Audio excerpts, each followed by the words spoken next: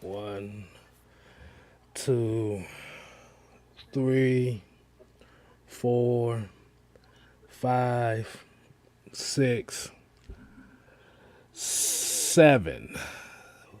What did that make? 7 wins with one possession or less? Mm-hmm. Am I right? Mm-hmm. Oh, hey, what's going on, people? My bad. What's going on, man? These are your boys over here at AFN. Um, as you know, this your boy, Six Man K Styles. And on my stage right, we got your boy, Mad Mike Sports. This Mm-hmm. is the post game show, Atlanta Falcon Nation post game show. As you already know, if y'all haven't seen already, the Atlanta Falcons defeat the Detroit Lions 20-16. Was it a pretty win? No. Was it spectacular? No. At the end of the day, the main objective is to score 1 point more than your opponent. And guess what? We finally got a win at home. It took Mm-hmm. almost week 16, about week 16 to do it, but finally got a win at home. Mm-hmm. What's going on, Mike? What's going on, Mike? How you feel about the game? I'm gonna just say this. That right there is exactly what you need. That's exactly what you need. Wins like that. We're talking about a total team effort. I stated earlier today. I want to show people. I'm glad I just said that. I want to show you guys the difference between last year and this year.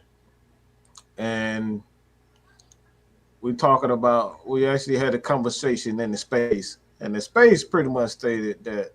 And the space, I said the Falcons are having one issue on the offense right now, and that's spacing. All right, so I'm gonna show you. I'm gonna give you one um, screenshot, and it's gonna show you. Okay, this is last week's game against the 49ers.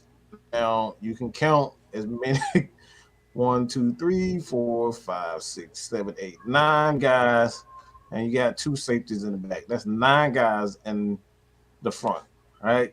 With the Niners. And you see, as far as the wide receivers,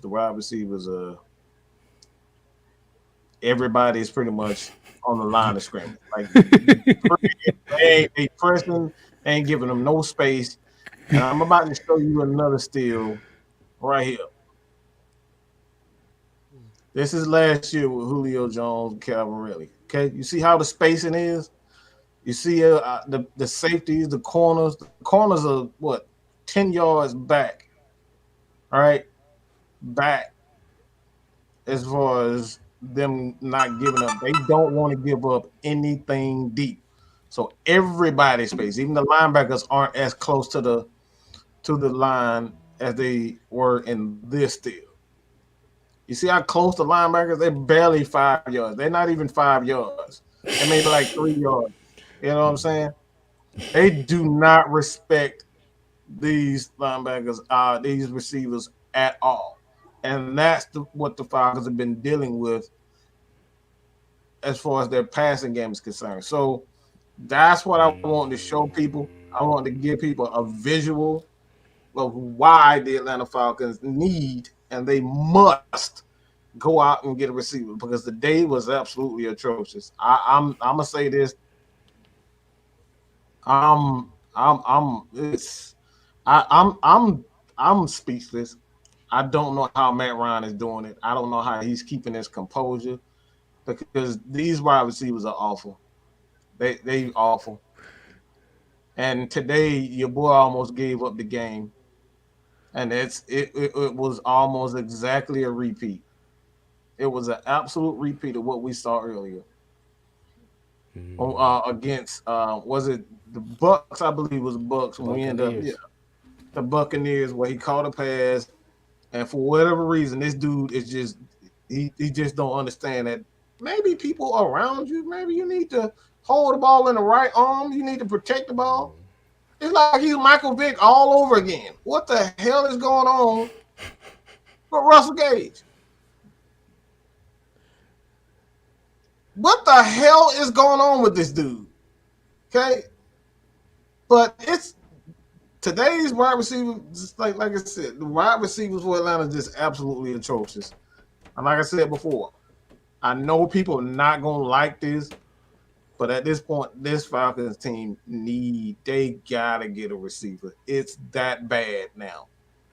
Because not only do you have one of the best tight ends in the history of the game, hint, hint, hint, hint, and I'm gonna pass it to K Styles on this one, but he just did something, K Styles. What did that young fella do? Not only did he get his third 100-yard game, but literally, let me make sure I got this right. The most catches for a rookie tight end in a season? 60 catches, 900 yards, and that's a franchise history. That right there is a franchise record. Better than the great Tony Gonzalez. Tony Gonzalez, even when he was with the Falcons, he didn't put up those types of numbers as far as the receiving yards is concerned. That right there just shows his greatness. Okay. This young fella is doing it. So not only he did, he just set a franchise record with 60 catches, 900 yards, and he's close to nearly breaking the NFL record. NFL record with the most receiving yards in history, which is but Mike Dicker's record. He's on pace. He could possibly break it next week, or he can possibly break it on these next couple of games. But he's on pace to break the rookie record, the NFL rookie record, and 1,000 yards receiving from a tight end. This dude is special. We gotta add something to help complement what he provides for this team. Because Russell Gage ain't it. Christian Blake ain't it. And God bless OZ for trying, but he ain't it either. Okay. And this too, that damn Mike Davis. I don't know what's going on with him. I want to say I'm sick of him. I'm tired. I'm tired of thinking. I'm tired of dreaming. Okay. I don't need no more dreams. Okay. Oh man. Um, what you were saying about the Russell Gage thing? I think the issue with Russell Gage more so is I think what you're talking about is him trying to do too much. I know the one against the Bucks, that was a good play by the defender. But this was just one of those cases where he tried to do too much. I understand he wanted the first down. And like you said, I give him props on for trying to get that. But that's just one of those cases where if you're gonna make a dive like that, you got to secure the ball. You got to make sure you securing the ball if you're gonna do that. Um, yeah. We didn't know. Like I said, you got to see a little bit more Hayden Hurst this week. He got a touchdown pass. On a beautiful wheel route, which he had to run by Charles Harris. I don't know, a lot of y'all Falcon fans remember Charles Harris, Mm-hmm. but when they broke that play down, it was like, yeah, this lets you know why Kyle Pitts doesn't really have a lot of the touchdowns as y'all would expect him to have. Because if you saw that Hayden Hurst touchdown pass, the reason Hayden Hurst got open because the safety went after Kyle Pitts. Mm-hmm. Wow, So that was a double team on Pitts, and that is what we saying as far as what type of respect he's getting in this league as far as what these defensive coordinators are looking at. Because if he's getting double teamed, and he's really the only rookie receiver right now that's really catching double teams and bracket coverage like that. The only one. He's literally the only one. The only one. And it opens it up for everybody else. Now, Mm-hmm. was this a spectacular game? Like this was like what Mike and I always say. This was the type of game you need to expect the Falcons to make. Because if you look at these box scores here, Matt Ryan only threw the ball 24 times. Mm-hmm.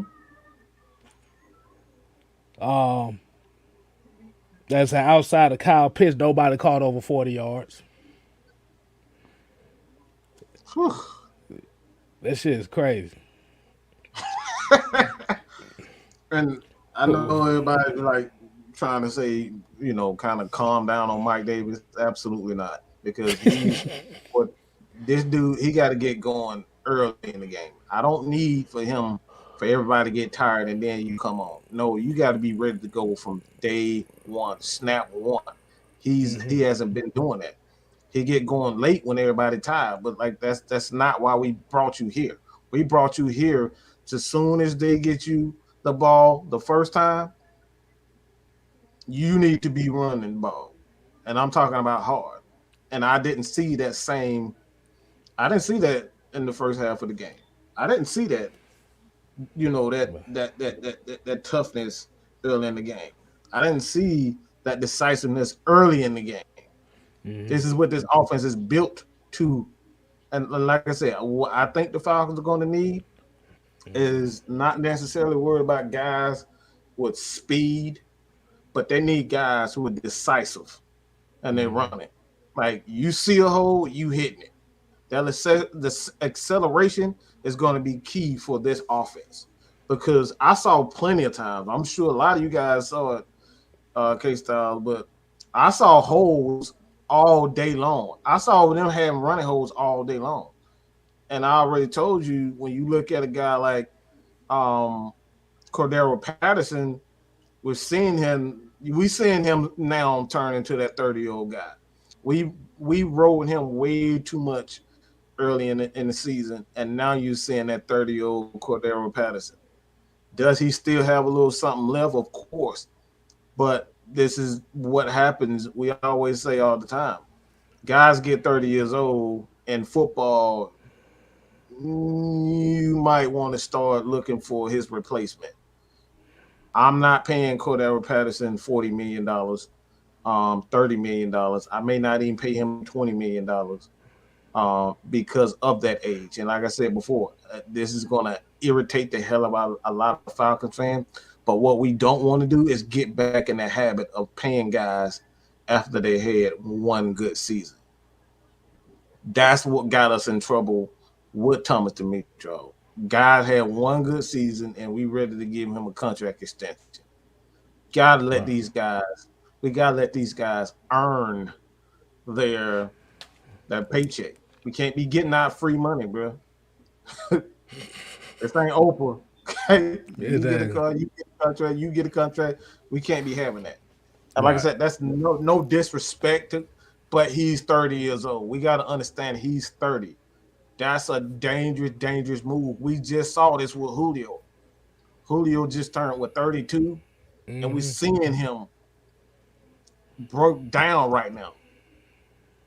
So we can't keep paying these 30-year-old guys these massive contracts. They 30 years old. Right. And we got a $9.99 super chat. Robert Ponder said, "Keep the positive vibes, fellas. Love listening to you guys. We all we got. We all we need." Hey, that's the mantra over here at AFN. We all we got. We all we got, bro. But yeah, cause I'm gonna give y'all the box score for this game. And this is just one of those cases where, yeah, this is one of those games that we kind of skated by. But like you said, when it came to the right times, you made the plays at the right moments. Time of possession, they outgained us by 14 minutes in time of possession. Mm-hmm. They had 80. They had about 80 more total yards than us. 5 more first downs, and they had 3 sacks to our 0. Oh my God. And they had 23 more plays than us.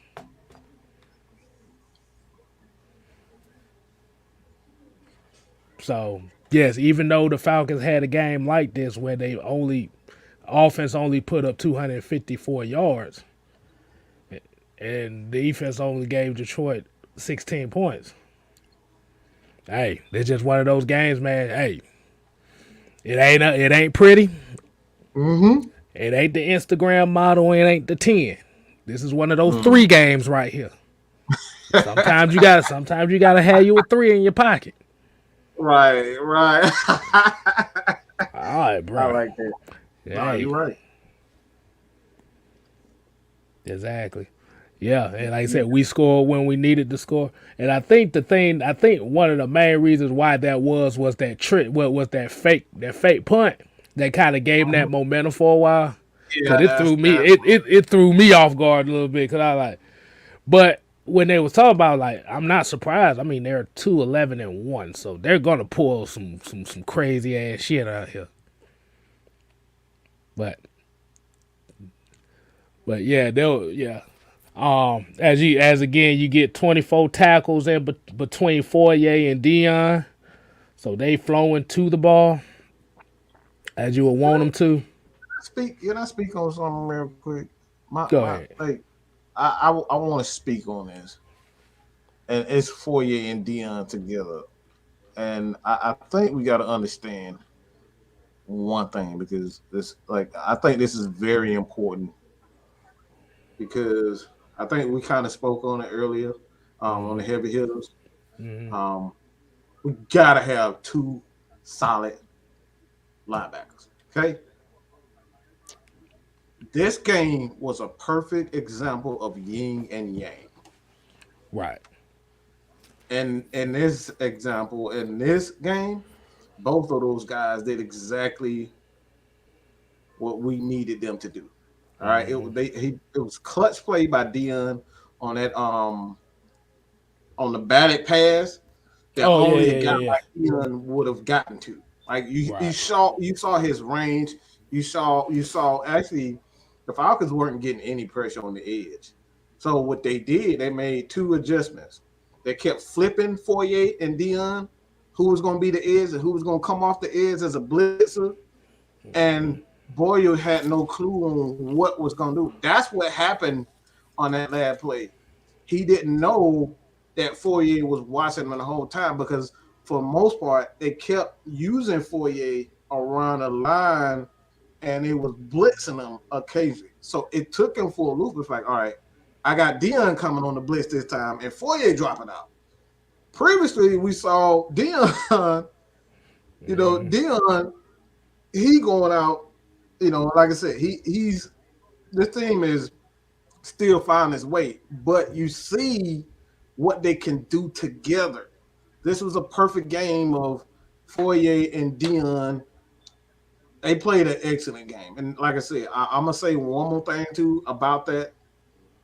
I'm gonna continue to go out on the limb and just say I don't think a team in the NFL has a better linebacking core than what the Falcons have because Mike Walker he played his ass off today also, and they had him in passing cover. They had him blitzing.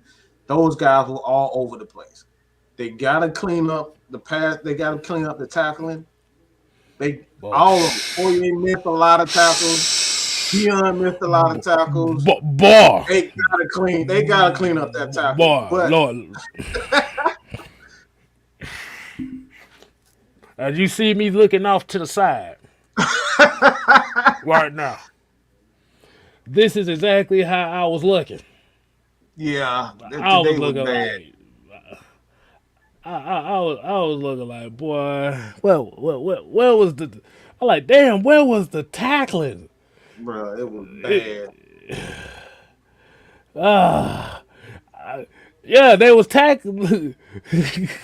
They was tackling like they were like this was the guy running the ball. They were tackling like Suge Knight was running the ball. They like, no, no, no, no. I don't want to tackle him. He's like, I just don't want to tackle him, boss. Both of those. Like I said, it was both guys just missing tackles. It was everybody. I was like, Lord. I was like, it was bad. It was bad today. But like, and then there was like there's still a lot of flaws that's going on with this team as well. There was another thing that I saw too was they weren't setting the edge as crisper. Yeah. They wasn't really setting the edge like that. And I thought this is what Stephen Means' whole purpose of the team was to set the edge. He was bad today. Today was just, I don't know what was going on. The defense played bad today, bro. I ain't even gonna lie. They played bad, but like I said, this team still won, but the defense played terrible today. Yeah. It was bad. I think a couple of games, they tackling been horrendous, bro. I don't know. They trying to Are they thinking they playing against some Pop Warner players or something? Man, I don't know. I'm like, okay, that sound like getting ran over. I was just like, what is going on with the tackling? Exactly. I don't know. Like I said, I don't know if these folks they trying to do too much or they trying to give them the shock factor tackles. I like, no, bro. You have to break down and tackle these guys, man. Because this is why we said in the heavy hitter show, you never, and I repeat, you never underestimate any team in this league, regardless of record. Hell, we saw AJ Terrell miss some tackles today. Bro, everybody was missing. I'm on Raw, boy. Like when they was talking about they were comparing him to damn Hines Ward. Boy, whatever happened in that touchdown, boy, I saw it. I I saw it. So, yeah, like I said, it's just the fact that okay, they still got the win. They did what they had to do. So my question was, my question to you, Mike, is, what do you think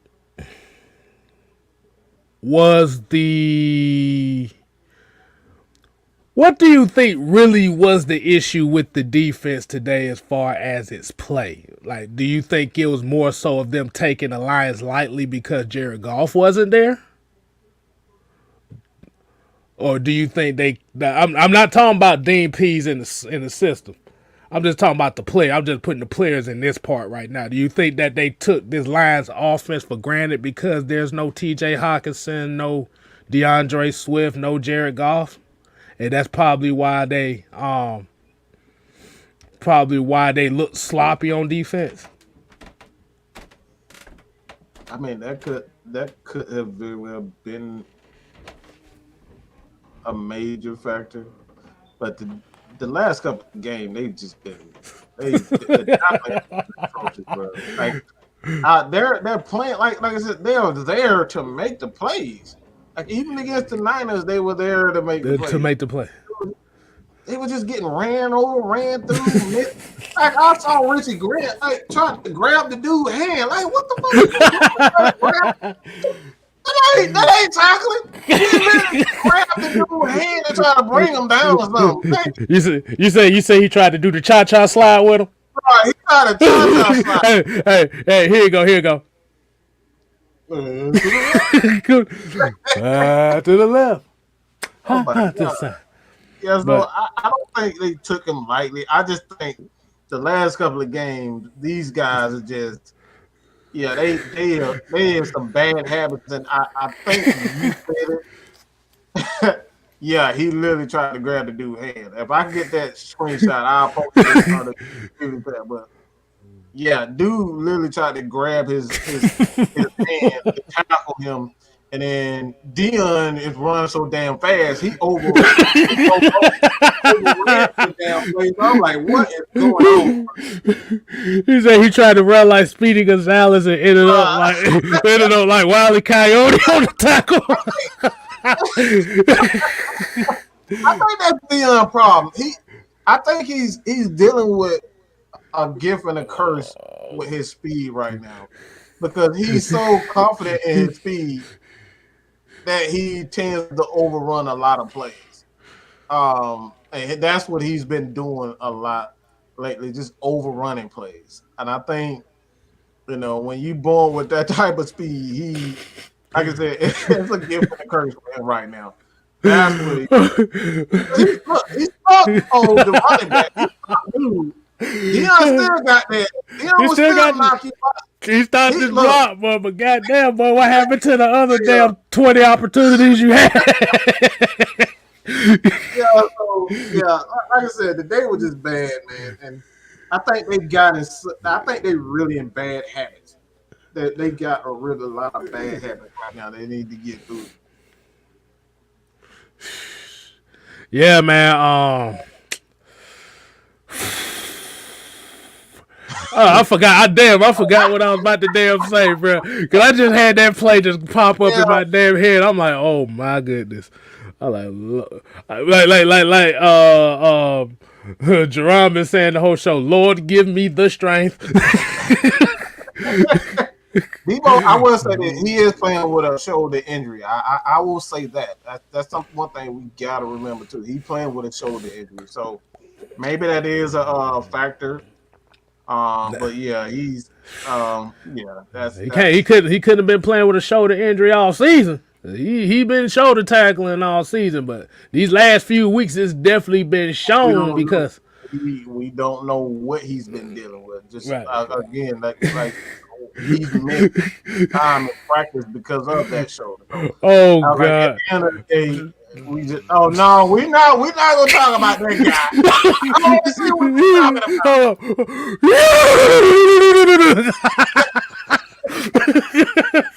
Oh my God! He's like, whoa! Talking about Kung Fu. Well, we ain't gonna talk about Kung Fu Panda, bro. Ain't no way in hell. I forgot he was even on the field.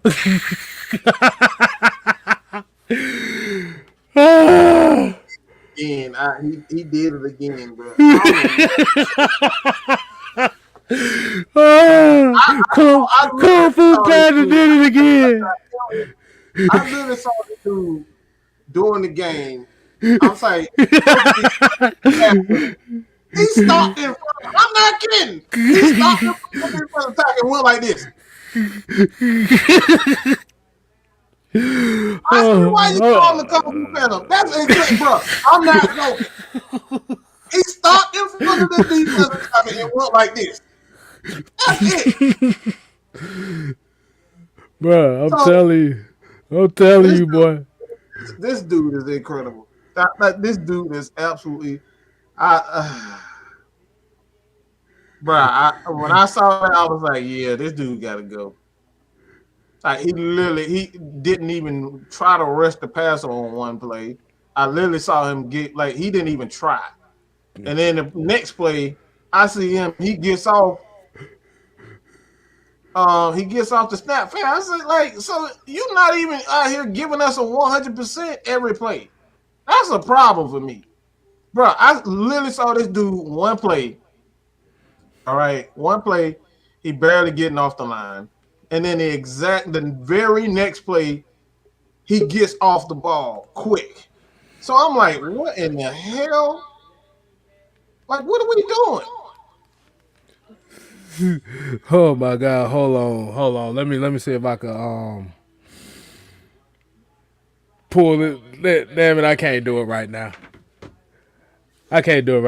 But yeah, y'all get what I'm saying. The Liu Kang bicycle kick. Yeah, he did. He pulled one of those off. He pulled one of one of them Ling Xiao Yu parries and shit. Well, you know how every time somebody punch, I'll tell you, bro. This dude is a fighting game champion.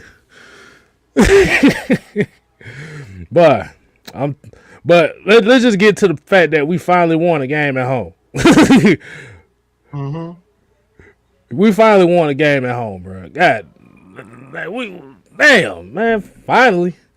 Hell, I saw a lot more Lions fans there than I would expect it to see, but hey, Because they selling them. Falcons fans selling them. they said like, oh shit, we're gonna sell them for two big nuggets. Mm-hmm.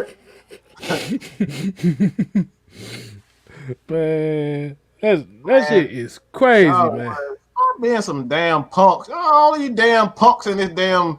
And I'm scared of me, man. These quarterback sneaks. That man, he's Shit. 6'6". He got a better chance of getting hurt standing there than actually Is that what is doing that? that. You said let his ass fall over. Shit, fuck it. We complained about him not sneaking. Now we scared of him Y'all, sneaking. y'all, y'all like some punks, man. Chill out. Let him do it. If we getting first down, we keeping the clock going. So look, I want it. We didn't do this stuff under Dirty Color. So that, I guess I understand why. Because Matt go down, we screwed. Okay, but like I Yeah, said, we gotta do this. I understand why, but at the end of the day, bro, we have to, we gotta do the little things. And today was a perfect example of doing the little things, picking up your teammate. Um, and like I said, I'm proud of this team because we doing the things, the little things well. We getting the stops. They got to get better with the third down stops. I think today, I'm gonna just say today was really about they running back. Jamal Williams. Jamal Williams really played a great game. I'm just gonna be honest. He played a great game. Without them, that team don't have a chance. He said They were they ain't got just a chance. they were just forcing Boyer to check the ball down, and a lot of plays, for first down. But like I said, the game was really about Jamal Williams today. That dude was a Hey whole Mike. hell of, oh my god.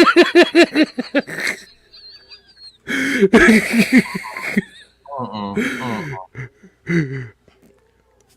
Dante Fowler. I don't But know what that I'm just ready to see him go. I'm just gonna uh, be honest. I'm tired of seeing him kung fu slap somebody. but like and let's kind of get to the offensive side because I know we done about went ham on the defense for the last 30 minutes Mhm. now. Finish him. Do do. Nah, with Dante Fowler, he can't finish nobody. He all he could Mm. do is friendships, and he all he could do is friendships. Man, look, Oh yeah. man. Hold on. We got $5 super chat. Jerron Wade said we gave almost 200 yards to a sorry ass quarterback who played at UConn of all places. 12 touchdowns, 26 interceptions in college. Worst quarterback since Dan Orlovsky. Ain't nobody worse than Dan Orlovsky. He in the NFL. He in the NFL. He in the NFL. At He the in the end of the day, NFL, in the NFL. I don't regardless. think he sucks. He actually showed great poise. He didn't do too much. That's exactly what you want your backup quarterback to do. Not do too much. Right. George Costanza here with the 4.99 super chat said the Lions out Falcons. The Falcons gauge choked, and then the Lions went Super Saiyan over 9,000 level choke. But wait, we finna bust up the Bills though. We appreciate that. We ain't gone that far yet. They just beat they literally just beat the Cardinals. So I don't know why people so down on. They just beat the Cardinals, bro. The Cardinals what 10-5 right now? That shit, They beat them. Cardinals been on a downward spiral here in the last. Mm-hmm. They look that they got all that talent and they really been, yeah, like you said, they've been on a downward spiral. So it's like, look, man, at the end of the day, man, it's like you gotta respect our opponent. They in the NFL just like everybody else in the NFL. Right. Exactly. Well, I'm I ain't glad we look. didn't give up 300, 400 to a backup quarterback. 200 ain't nothing for me. 200 is actually below average in today's damn Mm-hmm. day and age. Hell, Right. Matt had 214 in total. Mm-hmm. But yeah, like I said, Kyle Pitts was like really the shining bright star of this offense today, bro. Hell, I even put Hayden Hurst in there too. The tight ends Yeah. today, Oh yeah. the Hayden had a tight pretty ends, good. yeah, it doesn't show up on the stat sheet, but if you look, like I said, the tight ends played well today. Mm-hmm. Everybody else was like, Right. I don't know what the hell happened in the first 6 plays of the game. Well, Bro. I think,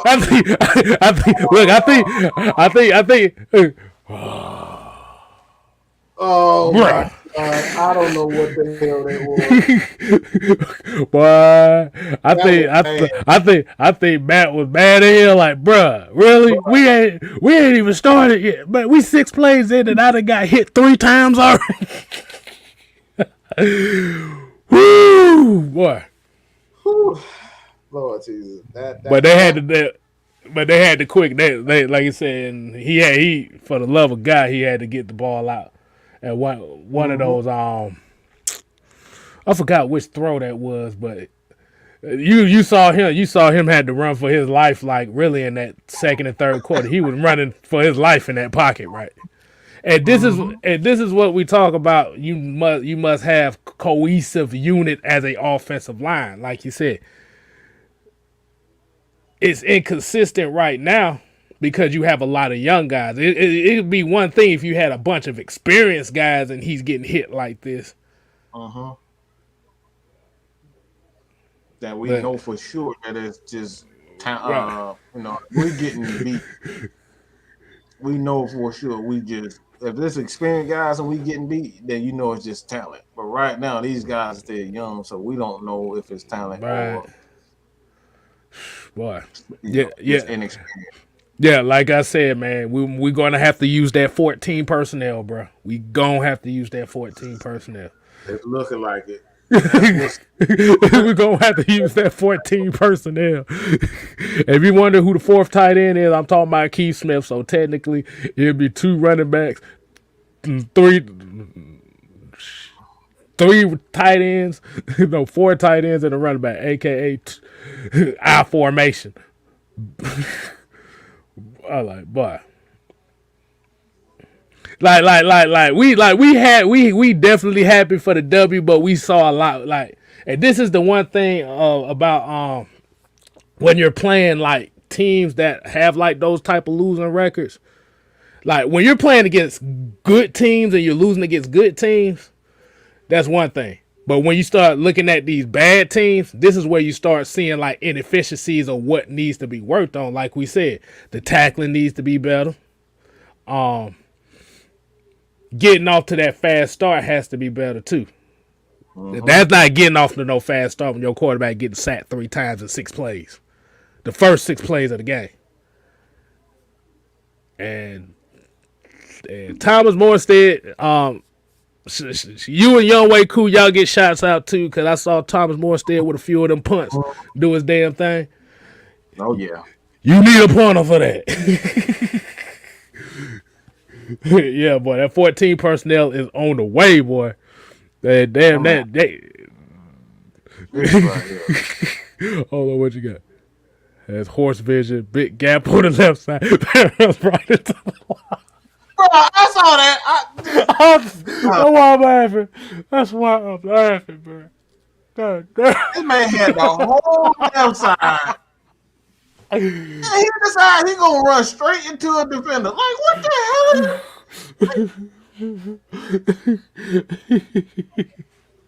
Oh shit, that shit was so funny, bro. We looking like I'm sitting. No, look, because the thing was, I took my daughter to the park today, and I was watching the game while I was doing it too, while I was pushing her, and I saw that shit. I like, she looked at me crazy, like, "Daddy, you about to have a stroke?" I'm like, "You son of a."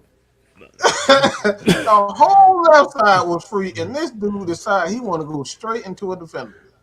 like I said, at this point, it's not the offensive line. A lot of these issues because wide receivers can't get open, and our running backs just can't see holes. It's like there's only so much CP can do, can help. All right, there's only so much Yeah. he can do at Yeah, this point. they kind of getting back to what we said earlier. That's why I feel like they overused him too early. Oh yes, absolutely. And that was the Oh, main question I had early in the season was like, is it going to be a point to where they're going to use him too much and he starts slowing down, or do you want to use uh-huh. him at spare? But the fact was they had no choice but to overuse him because nobody was doing nothing. Nobody was making it. Nobody was making plays. Russell Gage decided he wanted all of a sudden what? It's 12 games through the season. Now you want to start damn And then today reverted right back. He playing like he right had back. Oh my he god! dropped he dropped one, fumbled another. He got a first. He got a couple first. He got a first down or so. Like I give him credit on those, but Getting him an extension now. I'm looking at like, bro, we can't give you nothing. an extension, boy, you better be lucky. You better be lucky if they give you a $3 million 1 year deal. Yeah, the day was like, and you just saw Matt. Oh, Matt, he was so Matt look mad at him, but he looking like, bro. like, I don't think I can stand another year of this. like I said, that's what I said. Matt gonna get him a receiver. You can believe that. I mean, not even again. That take Matt out of the equation. Any quarterback who's playing for this team, they gonna get a receiver out. Cause these guys are terrible, bro. These guys are bad. Oh, I like this comment right here. He said the look of relief on Gage's face after Fournier's interception. It was like, yeah, Oh boy. oh Lord, save me, Jesus, save me. Oh Lord, we got a Lord. 1999 super chat. He said, by the way, Merry Christmas. Thanks for covering our sorry ass team draft take. I've been saying on other podcasts that I like Jordan Davis over everyone else. What do you guys think of Davis versus taking the edge to replace Fowler? Shit, you need both. At the end of the day, it just depends on who's there when we take them. It depends on who we there. We take them. Hold on, didn't they agree to void Fowler's contract if he doesn't get a certain sack number? If I'm not mistaken, I'm not sure if that. Yeah, I think if he don't hit 6 sacks, I think. Mm-hmm. If he don't get 6 sacks, I think they can void his contract. So Okay, that would. they agreed. Yeah, I think they agreed to that. It's something like that. I got to look at it, but I think that's what it is. So we may just depend on how he finishes the season. Oh man, but yeah, like I said, Davis versus taking the edge. This is the thing, and the bad thing about it is we're in such a situation that because Julio wanted to leave and because of the Calvin Ridley situation, see now you have major gaps everywhere. We actually in a worse position this upcoming offseason than we was last offseason. Mm-hmm. So, like I said, defensive line. Like I said, you get Jordan Davis, that's fine. If he's not available when you get him, you take the best available edge rusher you can get. Mm-hmm. Because even if you don't get a Jordan Davis, I have a strange feeling that Devontae Wyatt maybe have a better pro career than Jordan Davis. I think he's the more complete DT. I think he's the more complete DT right here. Mm-hmm. Jarvis here said we don't need a superstar wide receiver. We just need some physical. Just need a physical wide receiver, competitive receivers. Exactly. Mm-hmm. They don't have to be great. Like, the main thing is, can they catch a slant? Can they catch a dig? And can they withstand a little bit of contact? Because God bless Russell Gage, he fearless, but sometimes that fearlessness leads him into trouble. There's a difference between reckless fearlessness and controlled fearlessness. I He's think that dude reckless. wheelchair. But he be Hey, and Jerron Wade here said, with the $2 super chat, he ooh, la, said, Pitts 127 yards away from Dicker's tight end rookie receiving record. la. 2 games left, right? Yeah, I played 2 Mm, games left. Yeah, he could mm, definitely do that. right. Oh, and another thing too. I think this is something that a lot of people ain't really paying attention to. I had a conversation with LT, and we was talking about Matt Ryan. Matt Ryan needs to average about 220 yards in the next 3 games in order to reach 4,000 yards again. And I think that right there is probably the most Boy, impressive. if he pulled Like this, 4,000 yards out of this season, out of this season, out of this season, this is what this does with this season. I don't think anybody can question this man, his status as a quarterback, an all-time great. Because, bro, he ain't. This dude, woo, boy, that's all I gotta say on that one. yeah, this dude, if he pulls out 4,000 with this, yeah, I don't think anybody could ever question this man ever again if he ends up with 4,000 yards out of this year. Oh my That, god. George Costanza said Jordan will run a 4.8 at 350, bro. He is huge as hell. See, but the only reason why I say that is because even though this guy may not be as huge as Jordan Davis, but I remember a couple years ago there was a certain defensive tackle who ran a 4.6 at the combine by the name of Quentin Williams that everybody said was the can't miss prospect. We don't know yet. But like I said, if we're gonna bring him in to play the Grady Jackson role, it all depends. Like I said, it just all depends on draft positioning right now. Like I said, he looks good here. There's plenty of pass rushers too. It's plenty of defensive linemen. They can't screw this draft up with the defensive line guys here. Oh, wait a minute. Here's one. If Matt gets 4,000 yards in this season, them haters are gonna be on suicide watch. come on, bro. You can't say Julio made him or Ridley made him or anybody made him. Because that Shit, dude really the fact that he pulled almost 3,800 out his ass right now. Yeah. come on, man. Yeah, that's. Sheesh. Oh, this would be very, very disrespectful right here. I don't know. I think some people may take this as some bullshit if this would happen. It'd be hilarious if Calvin really decides to return for the next couple games. Don't play like smack that. his mama. You say you'll smack his mama? God damn. That's disrespectful, and I put some disrespectful shit in return. Oh boy, you say you smack his mama? God damn. That's disrespectful. They done grind, and your ass want to come back to that. Oh man, don't mind me laughing so much, boy, because like I said, this game. Keep hurting, bro. You gotta laugh and keep hurting. I'm hurt. It's bad, bro. Hey, man. Like I said, man, Kyle Pitts did his thing today, man. I know. Yeah, that one, and I'm gonna tell you the one catch that he had today that I really was impressed by was the one that set up the Hayden Hurst touchdown.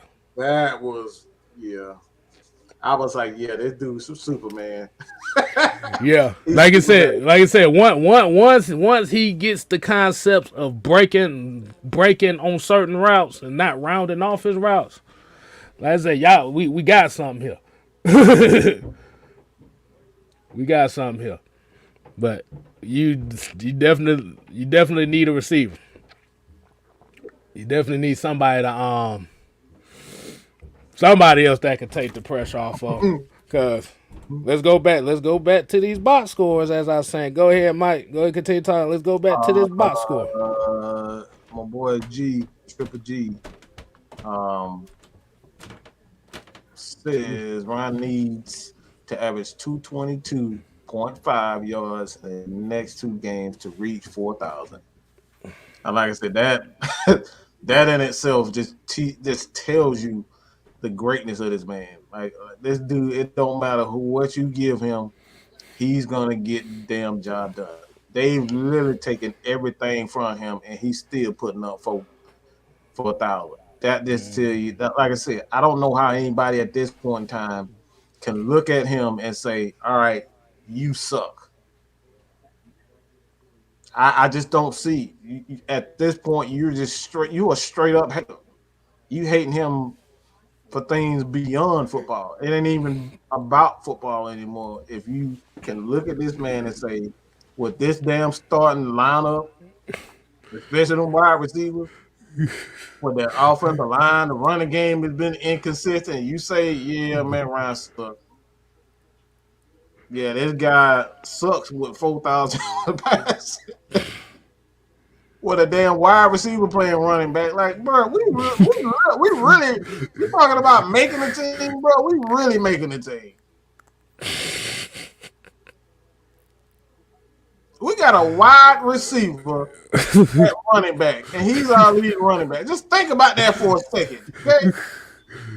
Oh Lord, hold on.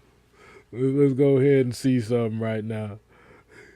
I'm just gonna look at the stats coming into this game on how they were Mm-hmm. doing. As we talking about rushing, yeah, Cordell Patterson got almost 600 yards rushing, Whew. and he's the second lead. He's the he damn near the third leading receiver. Well, he gonna be the third leading receiver on the team Mm-hmm. because he only caught like one pass for like -1 yard. No, he didn't catch nothing today, did he? Or did he get one -1 or something? Hold Cordero, on, I hold think on. did. I don't think he caught anything as a receiver. I don't believe. Hold on. I'm sitting here asking, and I got the damn box score. What kind of is that? kind of is that? Um, but like I said, outside of all the inefficiencies that they had, at the end of the day, they just made enough plays to win the game, man. And this was Mhm. a total team victory. It could have been a total team disaster, but it was a total Mhm. team victory. Because they said we needed the Vikings and we needed the Eagles to lose to kind of stay Ooh, within yeah, it. Yeah, Patterson had one reception for -1 yard. yeah, on that swing with that check down, whatever it was. And Christian Blake had one reception for 5 yards.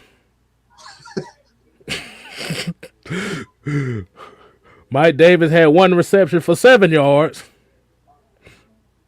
Marvin Hall one for 10. Mm-hmm. Hayden 2 for 21. Zacchaeus 2 for 32. Russell Gage 4 for 39 and Kyle Pitts 6 for 102.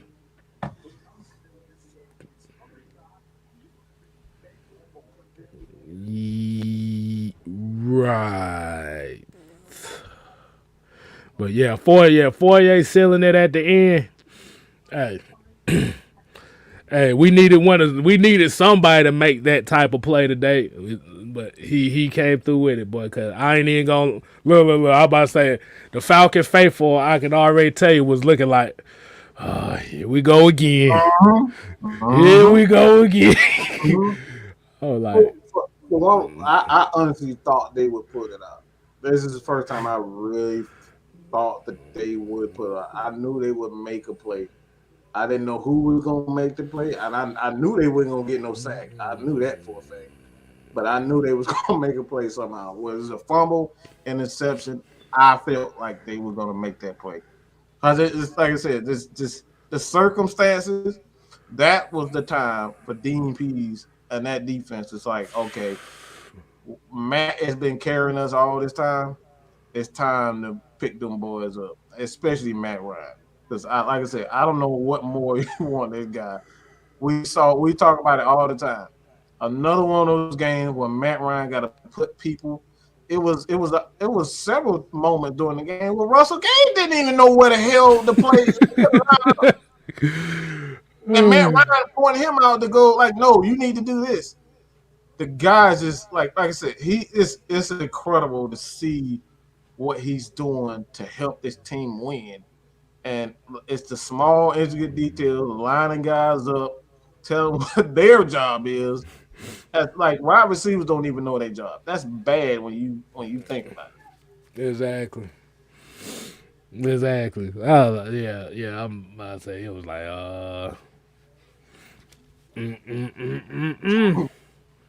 but it. but I give Lions credit what credit was due, boy. They ran that rock, boy. They ran that rock They down. ran Oh that fuck. shit to death, bro. I see this But bullshit. and it wasn't no Tyler Davidson this time, so I Oh, can't I can't it I was can't even say Route 96 this time. Route 96 wasn't on he, the field, so I, Jamal was just Williams was just he was a one man wrecking crew today. Dude was but balling today. I can't but even lie. but he always ran like that. But it's the thing is, I think what the problem was, and then this is what I was saying. I was paying attention to Grady Jarrett. The only reason why I said that I was trying to see who was going to be the leader to be like, okay, enough is enough, and it's Mm-hmm. time for a change. I R.P. saw. Owen Hart. Y'all saw what I did there. Mm-hmm. Wrestling fan though. Yeah, exactly. That was like enough is enough, and it's time for a change. Mm-hmm. Like who was going to be that leader to step in and say, no. You saw. I know where you're going with this. Who am I saying that? Who am I saying is that? Who the one Hey, that said it was show. enough? It's your show. I know what I saw. I No, saw I'm on. not. No, I'm Hey, no, I'm I intrigued. I want to saw. see if we. I saw it on a couple of plays, and it was two guys where I saw 99, 99, and 32. That when they said when they Detroit did something that teams typically don't do, and I think that because Penny has the strength to kind of manhandle certain guys, so they kept doubling Grady. But I think it was a weird combination. Like they would double him in weird spots. So whatever Grady would move, they would shift. It would be the right guard in the center, and then it'll be left guard in the center. So wherever Grady lined up, they double him. But I saw 99. He said, "Look, dude was Josh, penetrating. He Jonathan was Bullock saying, "Fuck, he hey." he was I'm making plays today. I'm making plays today." And like I said, him and they were shooting them gaps once they figured out what they were doing to Grady. That right there is what I saw from the defense and the front seven. Once they figured out what they were doing to Grady Jarrett, those guys adjusted. That's a mark of a good defense right there. That's a mark of some good, some smart players. Mm-hmm. They But made the necessary adjustments because Grady was getting double.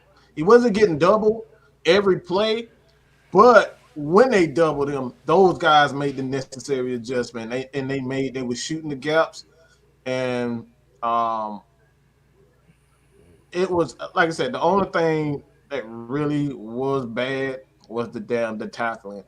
The tackle was just god awful. see, now we gotta go back to this shit. Oh my god. The tackle was the only thing. They was making the necessary plays. And like I said, even Grady, like I saw Grady get doubled, and somehow the motherfucker still got out of it.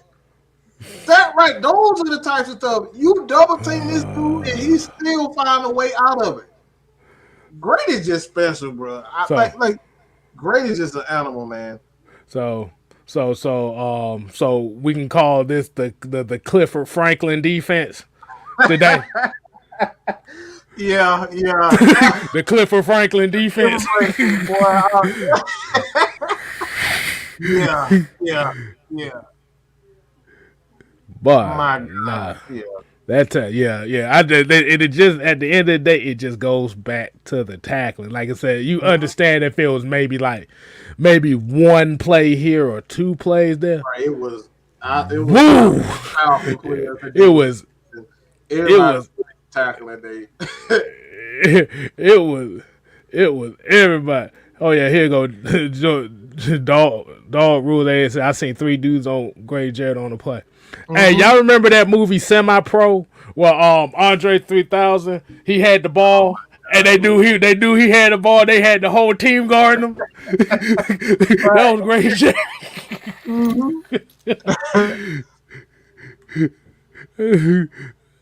But yeah, man.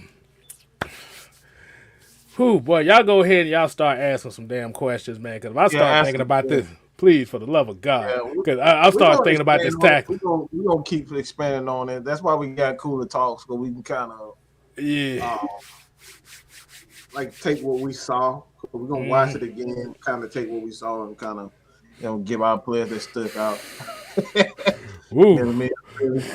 It's not the Sukihana no more. Ooh, boy. Boy, I'm about to say, thank God for that, boy. Because if they had Porous tackling and it was the Sukihana defense, my goodness, boy, you might as well call this Booty Talk 12 on the Booty Talk 12 defense. I'm about to say.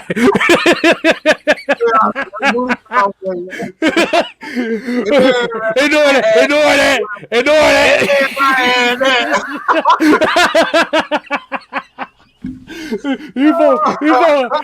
I wonder if somebody gonna catch that shit. I want to see somebody say like that. Everybody, I hope they probably did though. Only reason I said that because I saw somebody had a picture of it on Twitter. I said, "What the hell is going on here?" Oh my God! But yeah, y'all go ahead and ask some questions. Oh my God.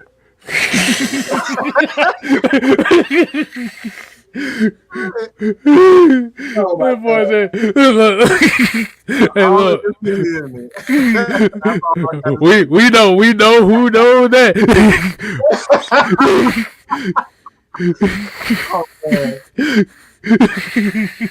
I'm sorry, y'all, but that deep boy, that tackling was ass, boy. I'm telling you, that's why I said that's what we gonna call that from now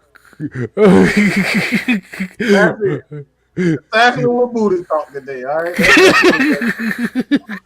That's all it was, but no, we not finna go down there. So people already naming that.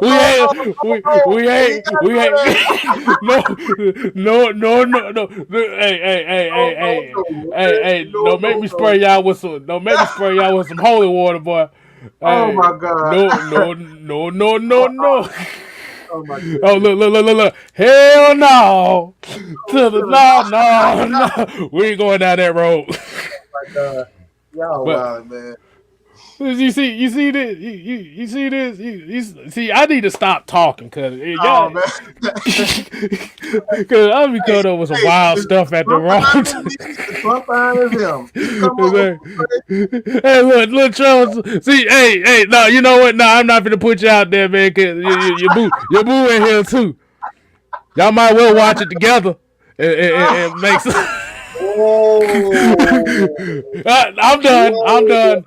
We gonna do it. She's sitting over here laughing about it. That's why I started cracking jokes. Oh my God! But for real, for real though, the tackling was bad. This was terrible tackling today. Like I said, Buffalo. It's gonna be cold in Buffalo. If y'all tackling bad in the dome,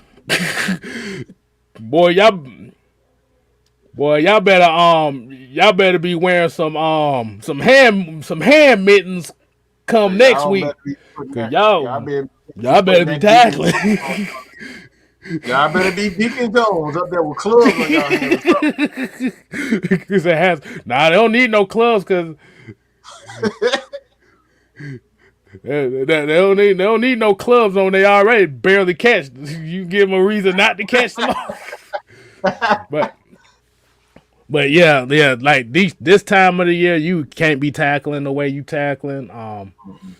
Okay, y'all, yeah. I'm about to say, I don't need to see no more names on No here. more names, No please. more names.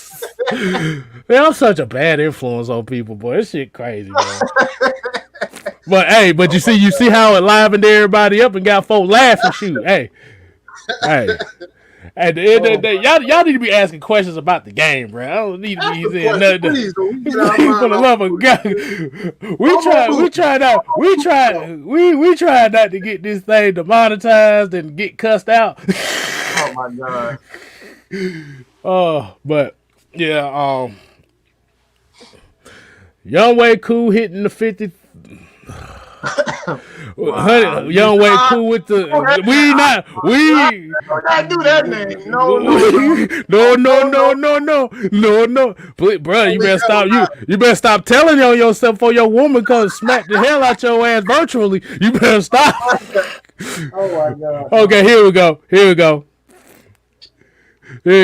Okay, downside Georgia boy said, "Where was Dante Fowler?" Where was Dante Fowler? Doing this. That was Dante Fowler right there. And you see Scorpion against the wall, he wasn't moving. That's exactly what the offensive line wasn't doing. They wasn't moving. Like I said, I literally saw that dude like he stood there and just yeah, I'm done. I'm done. Karate, we're gonna call him Dragonfly Jones. Silent. He said, this is my obedient student, Kenji. What's that?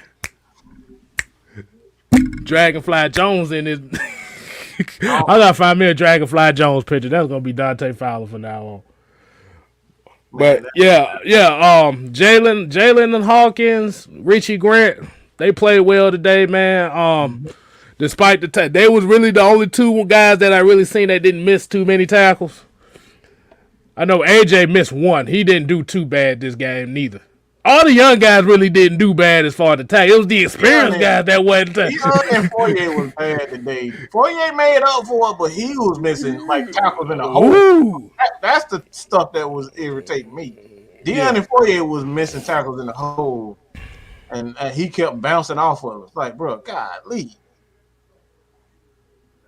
Right. They still ended up with like 10 tackles apiece. Like, but they've been doing 20, it all.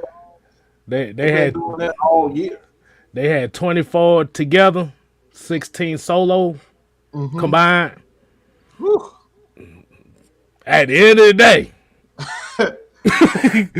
yeah, you should have had. Yeah, we got, like I said, at the end of the day, they better together than they are, apart. So, like I said, I know everybody want Debo to be Debo, but we still got two heck of a linebacker core. Like we got Mike Walker played excellent. He played well too. So like I said, man, we good. We good at linebacker for a good while.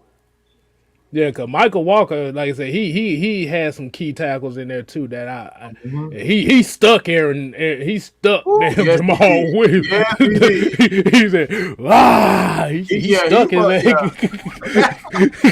He said, "Boy, I ain't missing this tackle today."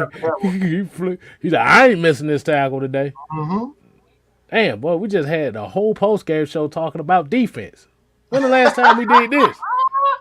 No, but that's what we making strides. That tells you we making strides, but as a team, what the real ain't they talking about? I just realized that. Yeah, we talked about offense maybe like 10 minutes of the show. Wow. That might change, bro. Yeah. But like I said, that lets us know that this is where our mindset and what our expectations on what we need this team to be is defensively.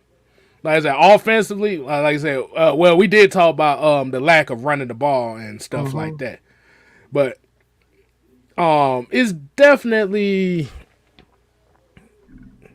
because I was like, you said they're better together than they are apart, and I was thinking, who are some of the best musical groups that were better together than apart? Hmm. Oh, I'm gonna say New Hmm. Edition. That New Edition for sure. I was thinking New Edition. They were better New together Edition. than they were apart. Even though they was good apart, they was Yeah, but they way better. better together. Yeah, because if you take them apart, they're gonna turn into Milli Vanilli, and I don't think y'all want that. Yeah, yeah. Mm-mm. Yeah, they better together. Yeah, but at the same time, like you want, and this is why it's very important to have them big hogs up front. You gotta have them big. This is defense. Like you can have an offense that can average 28 to 30 points a game, but when you got a defense that averages giving up 31 points a game, nah, Mm-hmm. nah, we don't want that. Oh, you scared Knight had another one. Bone Thugs, That's a Bone nice. Thugs. That's a yeah. I love busy and crazy, but Shit. they better together. Exactly.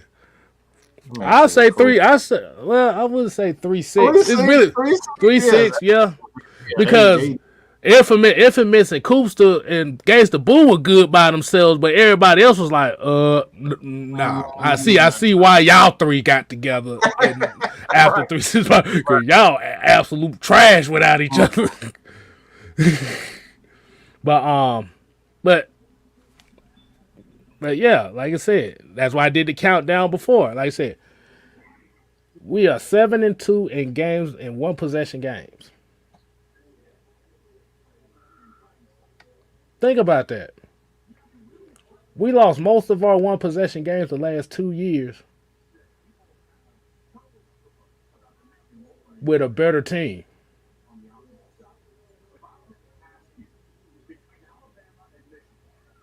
And we don't even have all our horses in the race either. that right there is something special. I don't They care what just nobody say. That's special. That's special.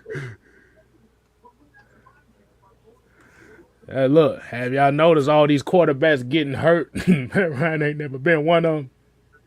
I mean, Y'all that's just think, that goes into how special he is. You know what I'm saying? He and Tom Brady, Drew Brees for the most part. Like those guys are like we gotta at the end of the day, we just gotta recognize how great this quarterback, like just for the last 10 years or 10 to 15 years, just how great this quarterback group has been. There will never be another quarterback group like this before. Tom Brady, Drew Brees, Matt Ryan, Aaron Rodgers, Ben Roethlisberger. There will never be anything close to that ever again.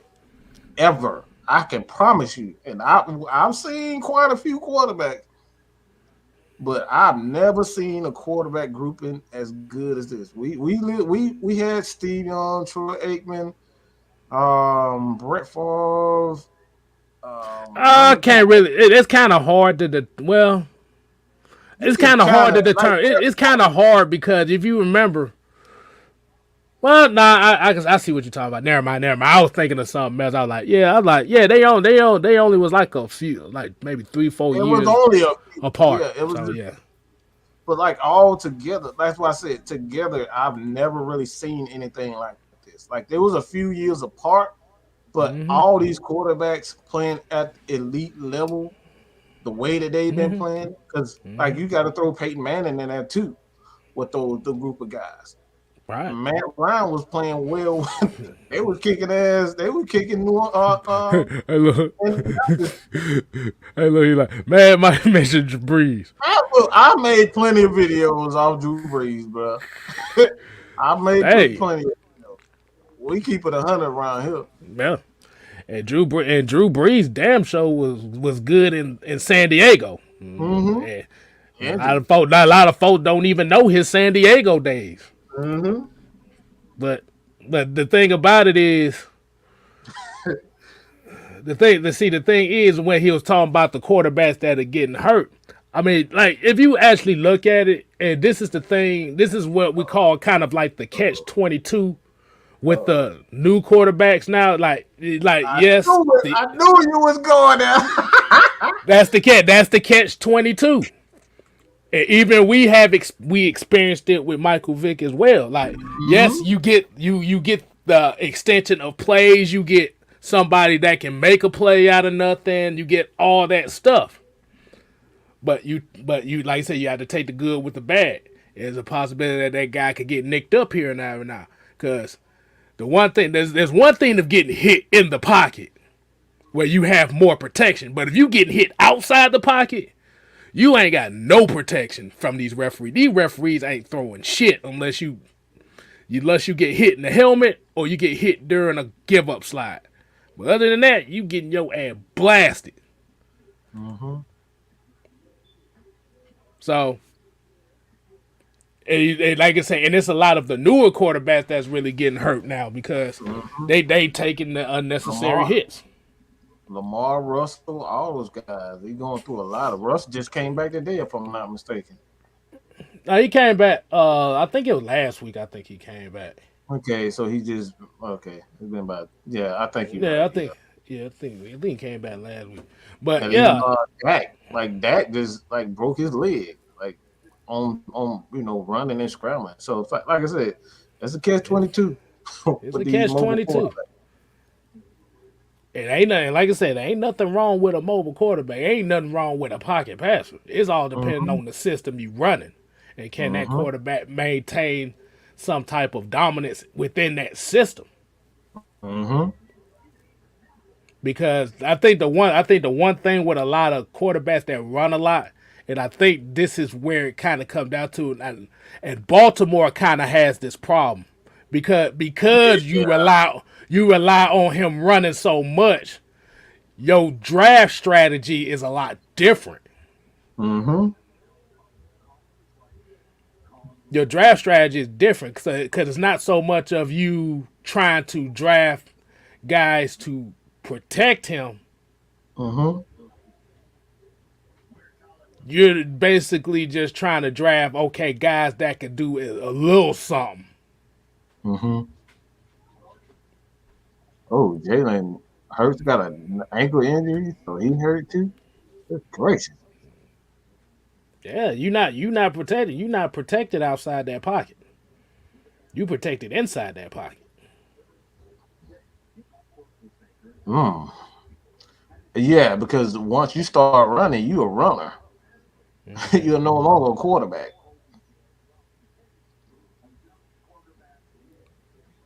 Right. So even if a wide receiver decide to give himself up and he get hit, he still get that Hmm. unnecessary roughness penalty. But like once you in that pocket as a quarterback, yeah, you don't And get let them me calls. let me tell you how much longevity plays a part in a lot of stuff. And unfortunately, I had to talk about this. You see what's going on with Cam Newton out in Carolina right now. Oh gosh. Yeah, it was so bad. It was so bad they brought Sam Darnold back. I see. I see. I got a couple of friends that are Carolina Panthers fans, and they just like, bro, our team is like they have no hope for their team anymore, which is sad because they have a pretty good defense, but They got a a team in itself is just giving up. They've given up on Matt Rule. They don't believe in him, and this is no. coming from this is coming from Panthers fans. That team has given up on him. He's Hmm. lost that team. So don't be surprised if he end up getting fired. But like I said, this is why we tell you. Y'all think y'all have it? No, that was the problem because the main problem of that situation was because everybody saw Cam Newton going back to Carolina and saying, "Oh, they're automatic playoff team now." because they got Cam Mm-hmm. back. Mm-hmm. Not playing in the fact that he has to learn a whole different system, get used to Mm-hmm. a whole different set of guys at different cadences, and the Mm-hmm. fact that his arm ain't the same. That's it. So that's why we always say, you be careful what you ask for, because them Carolina Panther fans asked for that, and they Mm-hmm. got it. And now they looking like, I don't know about this one. Mm-hmm. See, My they boy missed Rashad it. always say that. Yeah. My boy See, Rashad always say, "Be careful what you would, what you mm-hmm. ask for. You just might get it." Yeah, Yusuke always say it in this chat too. He always say, man, be careful Yeah, what you yeah, ask for. yeah. Mm-hmm. So that's why I said this is the one thing, like I said, it's catch 22. It's the popular decision to bring in a guy like that. But are you really ready to face the consequences if it doesn't work out? You Um, gotta be an elite. You gotta be an elite talent develop team to mm-hmm. take that chance. It's like that's what. Like, just take this for consideration. Just think about this. Why do you think Bill Belichick gave up on the idea of?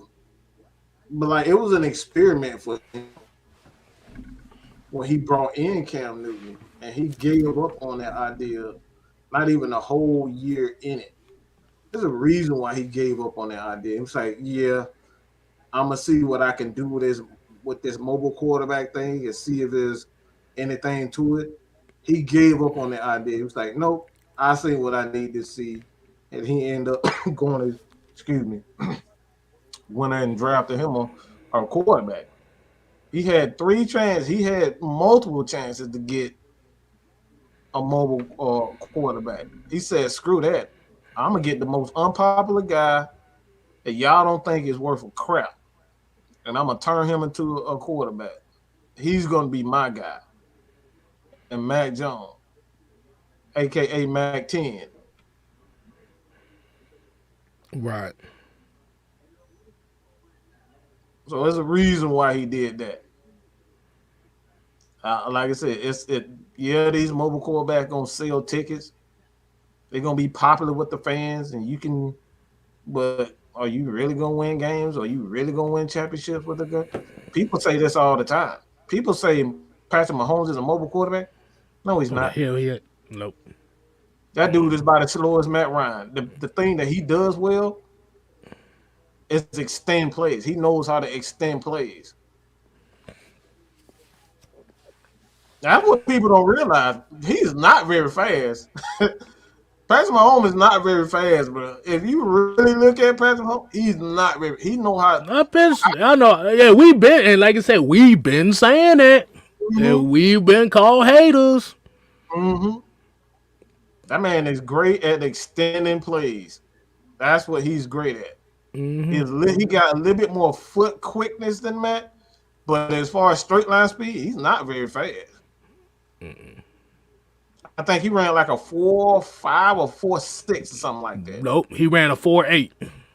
Or 4.8. So I was way low. So he's about Matt Ryan. Like I said, he's about Matt Ryan's speed, but what he does well is he knows how to extend plays. That's just what he Yeah. does. Right. Yeah. So that's Damn, why 4.8. but that's why that's why you have to put the emphasis on the difference between a mobile quarterback and a improviser type quarterback. Mm-hmm.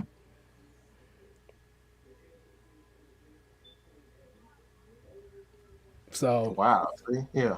You're right. Damn, he did run a 4.8. Wow. Woo. yeah, yeah, he was yeah, yeah. I remember that. I remember that because that's the one. Yeah, because he got the arm. That's what sold him was his arm. Because you have to remember, even in college, he wasn't winning Woo, a he lot of was games slang. in college. Yeah, he wasn't, but he was slanging that. That's what Yeah, I already knew. I look when I saw him in college. The first time I said, "Who the hell is this dude?" This dude is NFL ready in college. just looking at his arm. The dude was making throws like that in college. And I was wondering why the hell he dropped. That's like y'all don't see this dude making these. Every throw that you seen in the NFL, he was doing that in college. I wouldn't even say he dropped. That motherfucker got drafted in the top 10. He went. Bruh, Actually, Actually, to be honest with you, he got picked higher than I thought he was gonna be because I didn't even know who the. All I knew was this dude knew how to throw an arm, but I was just like, they're not gonna pick this guy this high. He doesn't win. He hadn't won shit in college. Like, he but ain't won anything in college, and he wasn't a popular name in college. yeah, But that dude was slanging that. Like I said, he was the most talented quarterback in that draft. Period. It wasn't even close. Quarterbacks in that draft couldn't come close to what he was doing already. He was already doing those things in college. So when he got his chance to learn how to read defenses, that's when it picked up immediately for him. Once he learned how to read, Patrick Mahomes took off. So it was no surprise to me that he was putting up those types of numbers. I didn't know he was going to be that good, but I knew he would be a good quarterback. and then he ended up in the perfect situation because he had the perfect guy to help groom him. Mm-hmm. So, a high five life here says, I think Arthur Smith play calling is conservative because what else would you do as a first year head coach? He's figuring out his identity for our offense with basically a bunch of backups and a rookie. I want to let me tell you this. I know you want to speak on it, but it really irritates me when I hear conservative. What do you mean? Like conservative win games? We literally lost Super Bowls because we was out here being too damn aggressive. We lost several games because we being way too aggressive. So conservative is code for he do the right thing too much. Let's just keep it real. He do the right things way too much. Because Kyle Shanahan is probably one of the most brilliant play callers. Why? Because he does the right thing way too much. And that's run the damn ball when you got 3 yards. Okay, you get 3 more yards. Yeah, let's get another first down. So that's what conservative is he does the right thing too much. Because most teams, if you look at the play calling in the NFL, most teams, when they get 3rd and 3, they spread you out and then they try to take a deep shot. And then if they don't get the deep shot, they'll run the ball. That's actually the wrong way. So that's just code for he does the right things way too much. And that's what he does. We're not accustomed at this team actually running the damn ball in 3rd and 3. We saw 3rd and 3. Guess what? We already knew what the play was going to be. He going to spread them out. He going to throw hooks. We already knew what the hell was going to happen. 3rd and 1. Spread them out. Throw hooks. That's all we knew. Go to Julio on the slant. We know it, bro. We knew it was going to happen.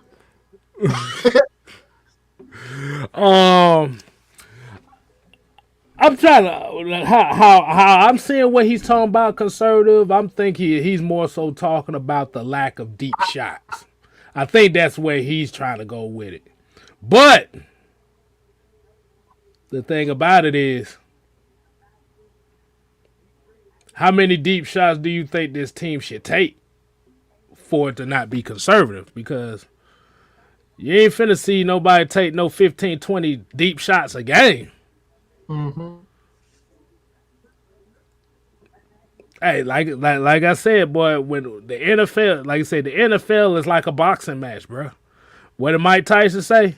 He said, everybody got a plan until you get punched in the mouth. Mm-hmm. And all hell breaks loose.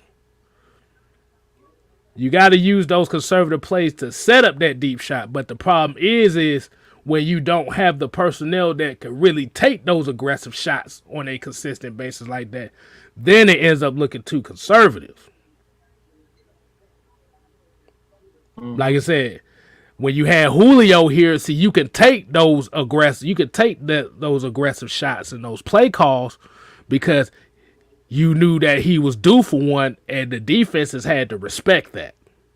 And that opened up for the underneath stuff, the intermediate stuff that allowed these guys to be able to make plays and turn them nothing into something. Mm-hmm.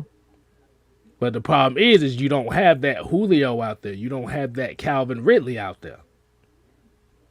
Like I said, you got to make do with what you got. Right now, we basically got a bunch of despicable me's out there.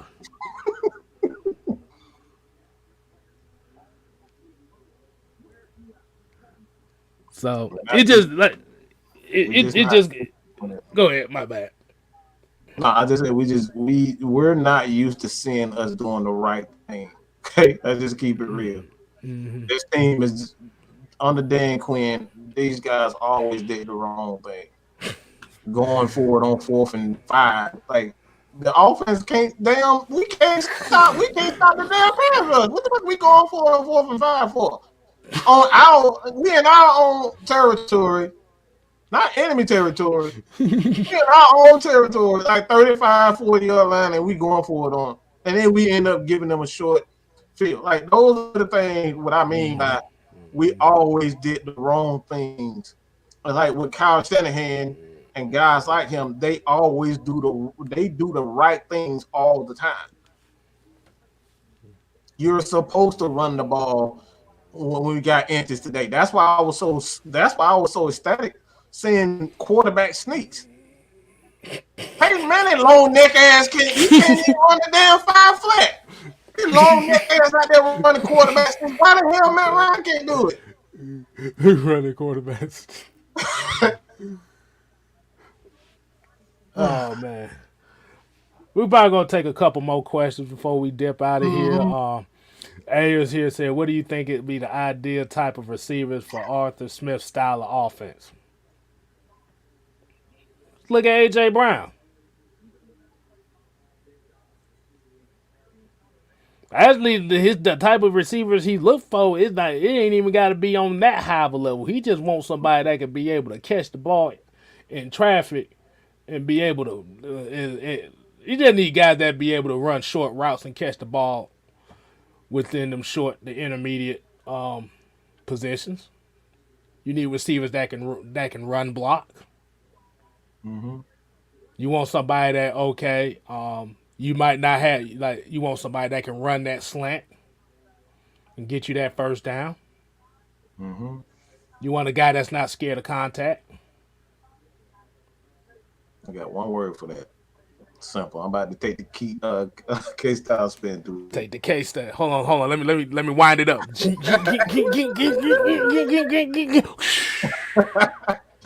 But as simple as this, confident. Bam. Confident. That's it. Bam.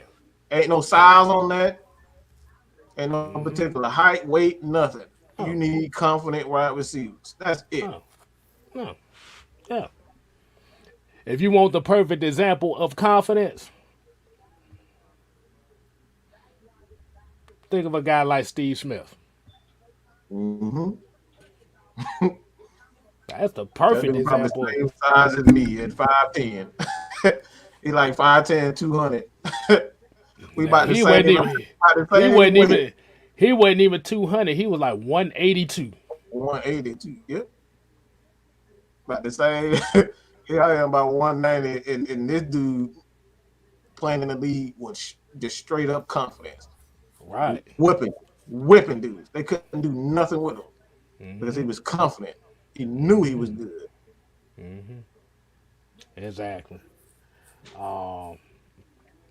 Yeah, like I said, 6'2", 205. That's ideal. That's the ideal size you want for a wide receiver nowadays. Yeah, you got some guys. You got some guys that are 6'2", 220 pounds that play like they're 160. They out there. Like I said, the game of football is 80% mental, 20% physical. Got that right. Hey, look, Reggie said, hell yeah, TB12 slow ass random damn quarterback sneak. Exactly. Oh my goodness. Yeah. All it is about is your offensive line getting a push.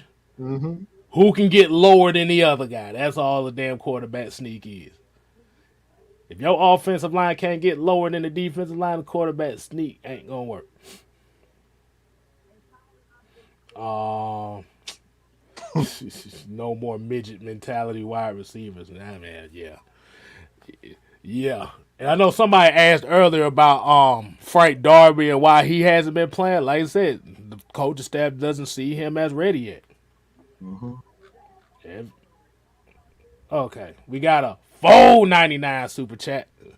IJ M2X sound like a cheat code, but he said, let's say we do trade Matt Ryan this offseason. How would y'all feel if we were traded for somebody like Jalen Hurts if the Eagles don't want him? Kill me right now. Pull my But if brains you, out.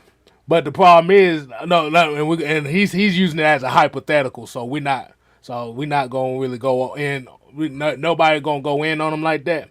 But like I said, you also gotta look at the standpoint too. Is now you add more of a financial burden by trading him. I'll just say this: the reason why Jalen Hurts and the Eagles will never go anywhere is because they're gonna have to make one hard decision that a lot of people ain't paying no attention to. They're gonna have to put Fletcher Cox down. He make way too much money for you to be able to like continue to build on that offense. If you want to build a defense, you gotta get rid of and Fletcher Cox is he's still young enough to still play well, but I think his best days at the defensive tackle is pretty much um, gone. Plus, like I said, he's just making way too much money. I think he'll be like making nearly $20 million at defensive tackle, and they got to make a decision whether or not they gonna keep him because they need receivers. The Eagles Yeah. need receivers bad. And think about the receivers passed up on AJ Brown, Justin Jefferson, and DK Mm-hmm. Metcalf. And you think them Mm-hmm. motherfuckers you think them motherfuckers regretting those decisions now? They could have had those two. Right. So they gonna need some. Y'all talk about us getting a mobile quarterback. The Eagles could have had they could have had Justin Jefferson and DK Metcalf. Mm-hmm. Think about that for a second. Mm-hmm. Yeah. And like I said, if you're gonna bring in a guy like Jalen Hurts, a guy obviously you gonna go to that RPO, and everybody know how I feel about the RPO. It done made so many. It's ruined the game. I'm just gonna be real. Quarterbacks, it ruined. I'll say this: it has ruined quarterbacks because now quarterbacks not even reading. They don't even know how to read defenses anymore. They don't even try to read defenses. They read positions. All right, the safety right here, the defensive end right here, and the linebacker right here. That's all they need to know. That's all you looking at. It's either hand the ball off or throw it in their void. That's it. That's the whole thing with RPO. Throw it in a void. Try to get a linebacker to do this, and try to get the corner to do this, and try to get the defensive end to do that. That's the whole. That's what RPO is. So you're dumbing down the game for quarterbacks, and that's why, like I said, I just don't like. I hate the RPO. Like I really do. I despise. I'm a quarterback guy. I despise RPOs. Mm, I need quarterbacks to be smart. I just want quarterbacks to be quarterbacks and not puppets. Because like that's what I feel like the RPO is. You're not really trusting the quarterback to be a quarterback, so you just want him to be a damn puppet. so that um so the reason I was looking like this is because so as we know the NFL because how long has like when we talking about like this concept of RPOs. Mm-hmm. Now, how long has the RPOs actually been effective, and how long has it been in the NFL? Like as far as this concept of RPOs, it's been about 4 years, right? Because Philadelphia was the one that made it popular in 2017, right? They made it popular in 2017, so it's been about Mm-hmm. 4 or 5 seasons. It's essentially it's essentially a bubble screen, but it was kind of like I said, it was an accident. So it's like I think a receiver ended up going out and like missing. He ran a route and he kind of missed. I forget the explanation that um Urban Meyer, like it was actually a mistake. Like Urban Meyer kind of came up with it with the RPO. The receiver went out and he went out for a pattern rather than actually block, and the receiver got blown up. Who was receiving the screen? So it was actually a mistake. So basically, what it did, you got a receiver going out for a route, and you got the other receiver essentially going for the screen. So that's what it was. So it's two things at once, and you read what the corner is doing. So based on what the corner is doing, that's who you either hand the ball off, you throw it to this person, and throw it out, throw it away. So it was actually a mistake. So that's why I say So it's some elementary stuff. Like it's real simple. RPO is just real simple, and you really don't have to teach quarterback how to be a quarterback. You just more so teaching them how to read what the corner is doing. You're taking advantage of positions rather than the defense itself. yeah, because I was Now you see why I hate it. Now you see why I hate see, it. but I was but I was gonna say it for a whole different Mhm. reason too. I was gonna say because basically what it sounds like to me is the RPO is all gonna depend every like the receiver, the running backs, the Mhm. quarterbacks all have to read the same thing. Mhm. So Yep. you got to have that team chemistry in order to pull that off. Mhm. See how dangerous that is, though. You're That's what pretty. the you, Chemistry is hard in itself to get. So you're going to need these guys to be together for a while so they can see the same. Like K Style, we've been doing this shit for years together, talking sports for years. So I understand where he's going. But you get a new quarterback, you get a new receiver, you get a new offensive line, you get a new running back, and they haven't been together long. Like that takes time. So it's, right, it's, it's a dangerous concept. It's a dangerous concept. exactly. But let's go ahead and wind this down. This has actually been a very interesting post game show because we didn't come in with the same energy we normally would after a win. But at the end of the day, one, two, three, four, five, six, Mm-hmm. seven, seven wins in one possession games. Mm-hmm. The first one at home. There's something to be said here. Now, you could put in question, some people may put into question because of the quality of the team. Don't matter who you play. Mm-hmm. Because these usually was the teams we lose to. Right. You remember that London game in 14 against the Lions? We lost that. Um. Let me.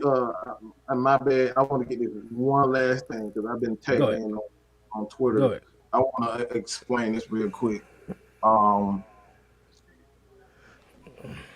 Actually got a comment. It was D Led. He said that Mike Dick was a rookie in 1962 when they only played 14 games. Are you really breaking his record in 17 games?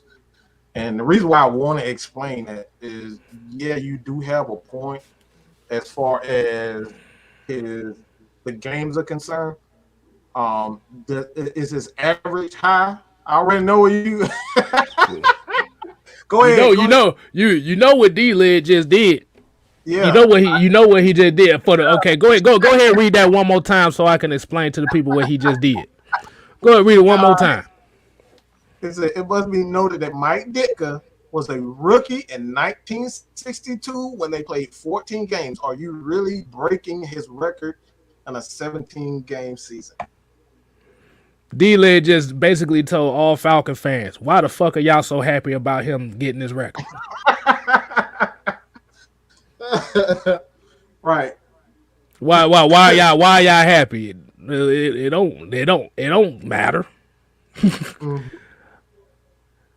Y'all can tell D-Led I said this his damn self. He basically told y'all, fuck Kyle Pitts' record. It don't matter. Why y'all happy? Mm-hmm. So if the Patriots would have went, so in his mind, if the Patriots would have went undefeated in 2007, could we really? Yeah. Is it really is? Exactly. You can do that all. You can do that all day, man. Exactly. At the end of the day, man, it is what it is. And like I said, the reason why I wanted to even say that is because at the end of the day, there's one thing that is certain, right? Right. In Mike Ditka's day, he was an athletic freak. Mm-hmm. Okay, compared to what he had on it. So that's why he broke records. So if you look at it like that, Mike Ditka in his day, they weren't running fucking cover 2 zones and double teaming, triple teaming guys. It was 1-on-1 but the great ones. You know what I'm saying? That's what it was in 1962. You shot the one. Look. You shot the ones with folk, boy. That was back then when they were fighting like this. That was it. That's It it. wasn't no duck. It wasn't no duck and dodging or nothing like that. There wasn't none of all that. Look, you going 1-on-1, it ain't no movement. We standing in front, we slugging. That's what it was back then. So it's like when you compare it like that, Kyle Pitts is going against guys that are damn 6'6" and they running 4-1s and stuff like that. You got to compare it where they were at the time. He was an athletic freak in his day, Mike Dick. And Kyle is an absolute athletic freak in his day. So it really doesn't matter how many games. You still, it's still, as far as like when you look at whether or not the games matter, he's still doing this against great talent. And these guys, compared to back then, I can tell you with a straight face, I'm positive that a lot of those guys weren't running 0-4-2 on defense. A lot of those guys were running 4-3s on defense. You didn't see a lot of Deion Jones in 1962. Okay? So let's just keep it 100. And Mike Ditka was bigger than the average defensive lineman back then. Yes. Y'all do remember the average trench player in the 60s was like 5'11", 215, 220 pounds. Yep. So these wasn't no big dudes he was going to get either. Especially as a tight end. Mm-hmm. Nah, he was bigger than everybody. He's essentially what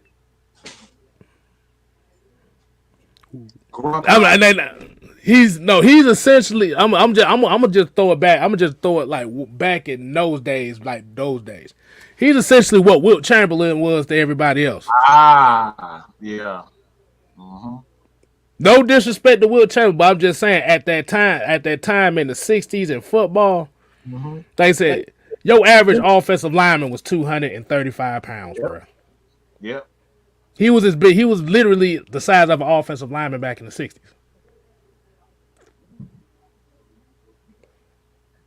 Mm-hmm. So, go ahead, Mike. I just wanted to get that. No, you got it. I got my point.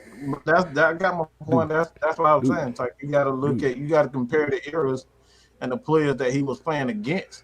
A lot of those guys, like you said, a lot of those guys were barely freaking. This dude was like, Mike Dick, I think he was like 250, 260. Mike Dick played at 230 pounds at tight end. At tight end? At 6'3", 230. So that's an offensive lineman in their day playing tight end.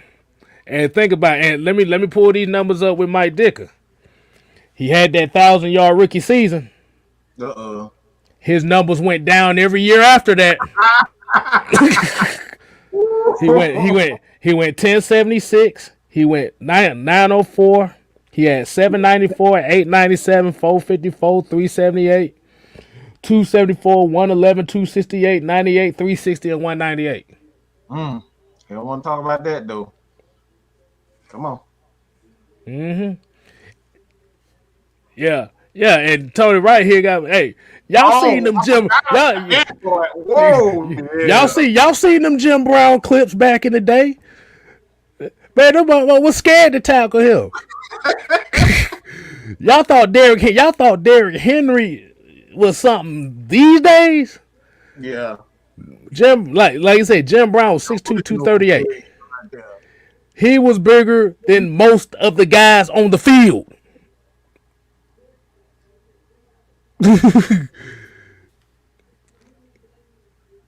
This dude was essentially Bo Jackson and Tecmo Bowl. This was Bo Jackson and Tecmo Bowl. This was the original. Yep. Richard tried to play Shaq with play against Shaq with a bunch of 6 foot. That's like having Shaq at the post and you got Trae Young guarding him.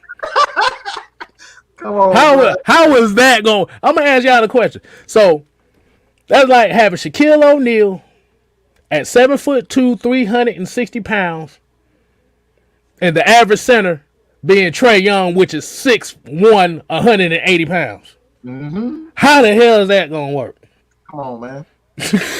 Hey, we know this history. We know our history.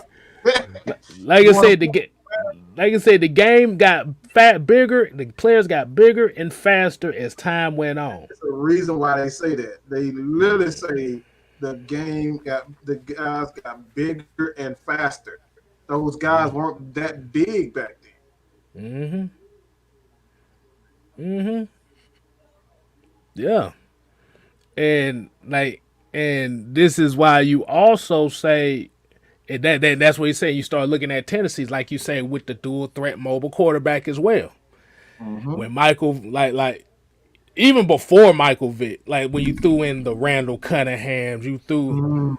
I'm gonna say Randall Cunningham because he kind of was like the guy who was like that really like exciting type one right there. Like the Randall Cunninghams, the Michael Vicks. Like you said, we got Lamar Jackson now. But you remember when Michael Vick ran the ball, you do realize the average linebacker back then was 250 pounds. They was built to stop the run. Now, Lamar doing it now pretty well. And he's doing it here at an age where the average linebacker now is like 220 pounds. Because they are built, they are built now to stop that aspect of the game.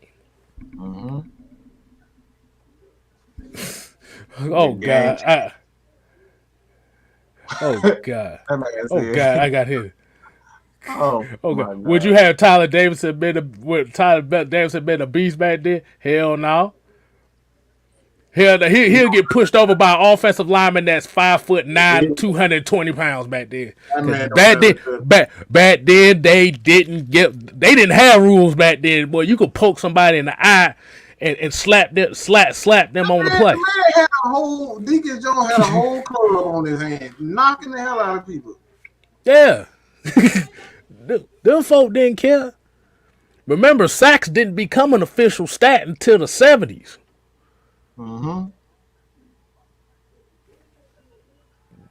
Dude, Jack Tatum was literally knocking people out the game. Knocking them out. Concussions, boy. Y'all gotta remember, boy, this game has changed. Like they're bigger and faster now, but these rules, like the rules back then, is way different than what the rules are now. Back then, you literally can get away with murder back then. Stepping on people, spitting in their face, all that. Exactly. All that was legal. Gouging people's eyes out. Exactly. So yeah, man. They may have been smaller back then, but it's a different rule set. It's a different mindset. Boy, I'm telling y'all, boy, y'all need to go ahead and look at some of them old tapes and look how these guys really played. They didn't have gloves neither, so well, fuck that. They had to tape their whole damn arms. They taped their arms. They must have spent like they might have had like $200 worth of tape on their arms, boy. That was the only damn gloves they had. Mm-hmm. You seen damn, I always get them things fucked up. But let's go ahead and wind it down, man. Like I said, we gonna save some of this for tomorrow. But we're gonna go ahead and wind it down. Like I said, Falcons get the dub. We're gonna have a cooler talk tomorrow to further talk about this game and kind of see what it sets up for the next game, and that's what the heavy hitter show is going to be. Like I said, shouts out to Kyle Pitts. He was my offensive player of the game. That's about it on that.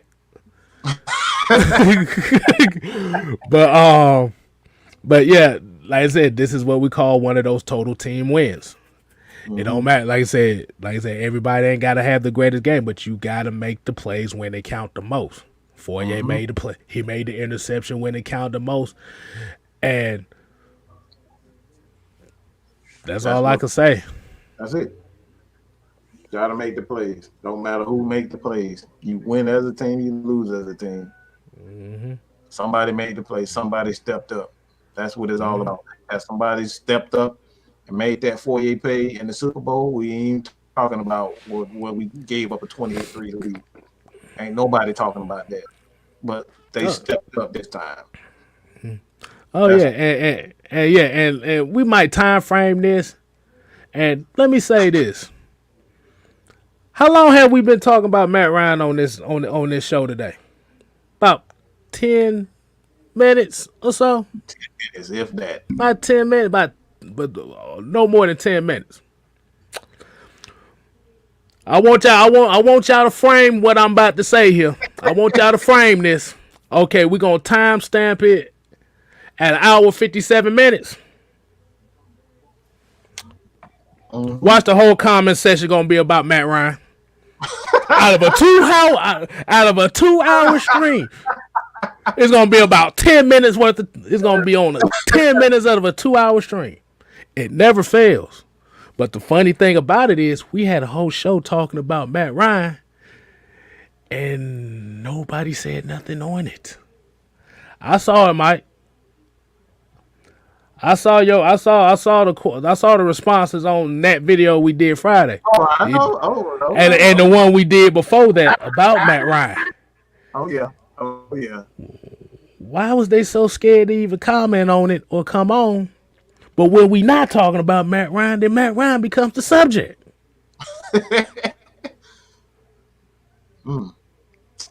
So like I said at the time, about an hour 57 minutes. Yeah. Wait till this video ends. You're gonna get about 20 comments on Matt Ryan. And Matt Ryan was only 10 minutes of this stream. Well, 11 minutes since we talking about him at the end.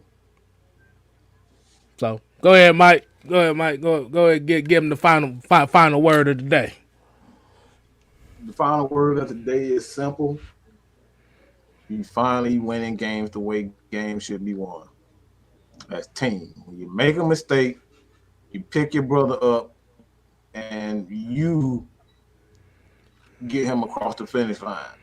That's what we saw today. We saw a guy that didn't have enough to get across the finish line,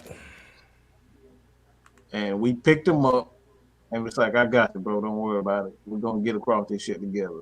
And that's what we saw today. The first time we've seen this in quite some time is that we actually finished to get the game together, and we did it the right way. And we didn't have to look at, hey, man, this guy always gets out of these holes. We finally doing that. Matt Ryan ain't doing that for us. So at the end of the day, we got it. We got the job done, and we did that after a big-time penalty, and we picked the boy up. He looked relieved, but we ended up getting the job done. And that's all I got to say about that. Team win. I'm hungry as hell, man. I'm just up here thinking about food. I'm hungry. I have not had anything eaten. I don't even remember last time I had something to eat. So I'm thinking about food right now. All right, then we're gonna go ahead and end it there. Like I I'm said, y'all hungry. continue. Y'all could look. Y'all continue to support Atlanta Falcon Nation. Support your boy Six Man K Styles. 3 away from 550. 53 away. No. Yeah, 53 away from the good old number 600. Mm-hmm. So we definitely appreciate y'all, and you always say here at Atlanta Falcon Nation, we ain't here to play, we here to stay. You ain't gotta go home. But you gotta get the hell out of here.